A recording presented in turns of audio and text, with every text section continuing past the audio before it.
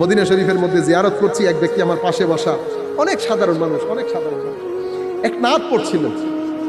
পড়তে পড়তে ওনাকে আমি এত ডাকাডাকি করি, উনি আমার কথা শুনে না। আমি তখন বুঝতে পেরেছি উনি একটা হালতের মধ্যে চলে গেছে। নাতটা আমার খুব পছন্দের নাত ছিল, খুশবু এ দো আলম। আমি আমার পেজের মধ্যে ওই নাতটা পড়েছি, আপনারা যারা দেখেছেন।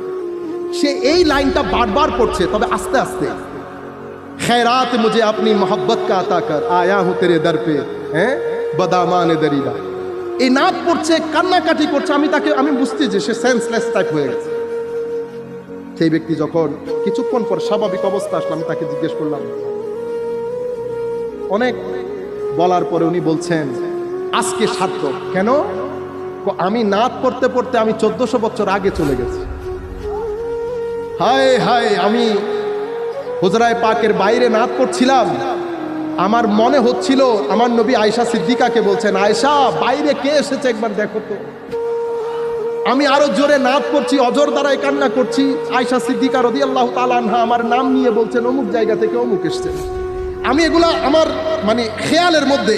পরে আমি দেখলাম মজলিসের মধ্যে হযরত আবু বকর সিদ্দিক, ফারুক আজম, উসমান গনি, আলী রাদিয়াল্লাহু তাআলা আনহুম জামিআন সবাই এসে সবাই আমার সাথে কান্নাকাটি করছে।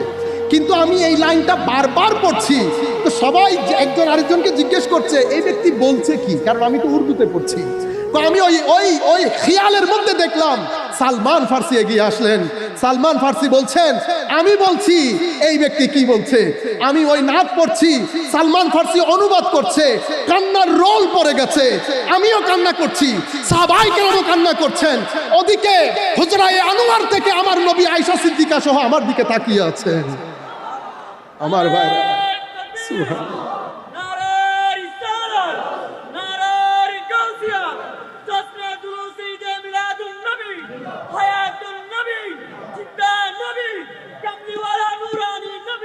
আমার ভাইরা রাখে, লক করে রাখে, অন্তর লক হয়ে আছে। কিসের কারণে? হিংসার কারণে, অহংকারের কারণে।